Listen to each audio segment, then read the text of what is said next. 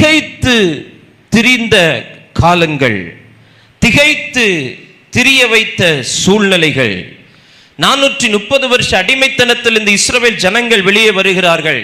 நல்லா இருந்துச்சு, இஸ்ரவேல் வெளியே வருகிறார்கள். ஆனால் அவர்கள் வெளியே வந்த போது ஆமென், வேதம் சொல்லுகிறது அவர்கள் நினைத்த காரியங்கள் அவருடைய வாழ்க்கையில நடக்கவில்லை. ஹல்லேலூயா. வாக்குத்தத்தம் பண்ணின தேவன் வாக்குத்தத்தம் பண்ணினார், உனக்கு பாலும் தேனும் ஓடுகிற தேசம், நலமும் விசாலமான தேசம் என்று சொன்னார். ஆனால் அவர்கள் சந்தித்தவைகள் எல்லாம் அவர்களுக்கு எதிர்மாறாகவே இருந்தது. அப்படிப்பட்ட சூழ்நிலையில தான் ஆண்டவர் தம்முடைய ஜனத்துக்கு மகத்துவமான கிரியைகளை வெளிப்பட ஆரம்பித்தார். அதிலே ஒன்று ஆமென், யாத்ராகமம் 14:3 வாசிக்கிறோம், ஜனங்கள் திகைத்து திரிந்தார்கள்.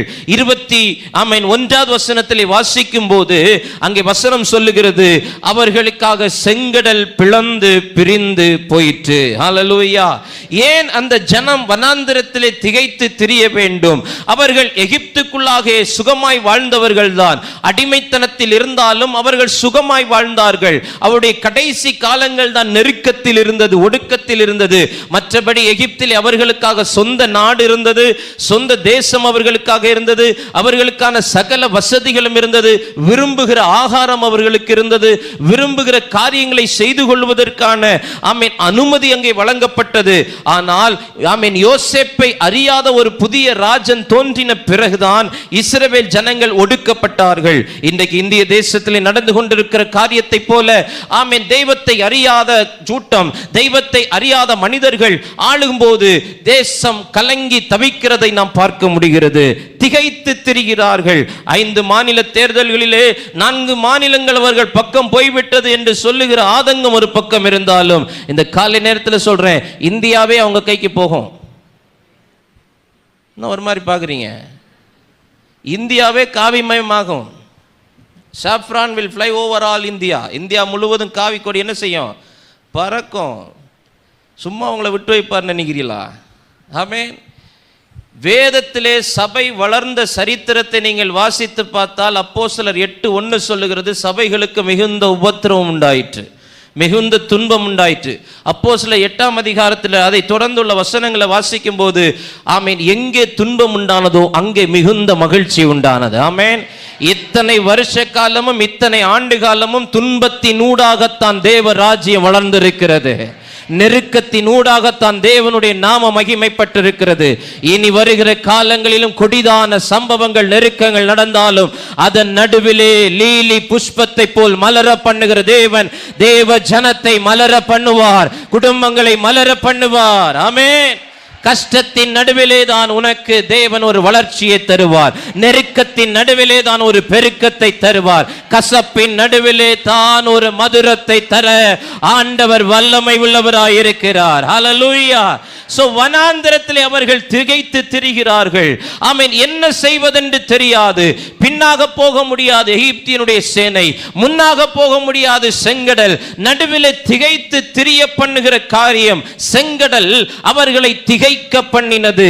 ஆனால் வேதம் சொல்லுகிறது, மகத்தான கிரியைகளை செய்கிற மகத்தான் ஆண்டவர், அசாதாரணமான கிரியைகளை செய்கிற அசாதாரணமான தேவன் ஒரு நிமிஷ பொழுதிலே அந்த செங்கடல் இரண்டாக பிளந்து வழியை உண்டாக்கினது போல இந்த காலை வேளையிலே உன்னை திகைக்க பண்ணின காரியங்கள், உன்னை திகைக்க பண்ணின சூழ்நிலைகள், உன்னை திகைக்க பண்ணின சம்பவங்கள், அது எதுவா இருந்தாலும் மகத்தான கிரியைகளை செய்கிற ஆண்டவர், அசாதாரணமான கிரியைகளை செய்கிற ஆண்டவர் இன்றைக்கு உனக்கு முன்பாக இருக்கிற செங்கடல்களை பிளந்து போகும்படி ஆண்டவர் செய்ய போகிறார். அதை உன் கண்கள் பார்க்க போகிறது. இஸ்ரவேலுடைய கண்கள் மகத்தான கிரியையை கண்டது போல நம்முடைய கண்களும் ஆண்டவர் செய்ய போகிற மகத்தான கிரியைகளை பார்க்க போகிறது. ஆமென். திகைக்க பண்ணின செங்கடல், திகைக்க வைத்த செங்கடல் பிளந்து போகும். ஆமென். ஹல்லேலூயா. இது ஒரு மகத்தான கிரியை, அசாதாரணமான கிரியை. ஆமென்.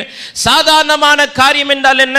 கடலை கண்டு ஆமென் ஆமென் ஜனங்கள் என்ன செய்வார்கள்? பின்னிட்டு போவார்கள். சங்கீதம் 114 நினைக்கிறேன், நீங்க வாசித்து பார்த்தீங்கன்னா, கடலே நீ விலகி ஓடுகிறதற்கும், ஆமென், சாதாரணமாக மனிதர்கள் கடலை பார்த்து என்ன செய்வார்கள்?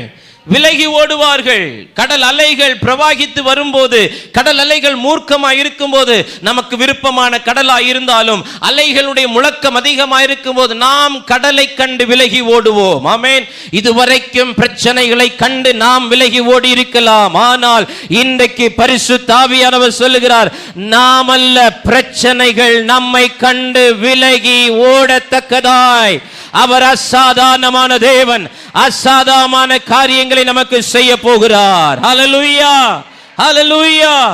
செங்கடலை பார்த்து இவர்கள் விலகி ஓட முயற்சிக்கும் போது ஆண்டவர் சொல்லுகிறார், ஹோல்ட் ஆன் மோசே, ஜனங்களை நிற்க சொல், உன் கரத்தில் இருக்கிற கோலை எடு. கரத்தில் இருக்கிற கோலை எடுத்து சமுத்திரத்துக்கு நேராய் நீட்டு. நாம் செய்ய வேண்டியதை சரியான நேரத்தில் செய்யும் போது ஆண்டவர் செய்ய வேண்டியதை சரியான நேரத்தில் செய்வார். ஹல்லேலூயா, ஹல்லேலூயா. உன்னை திகைக்க வைத்த செங்கடல் பிளந்து போகும். மகத்தான கிரியையை உன் கண்கள் பார்க்கும். ஹல்லேலூயா.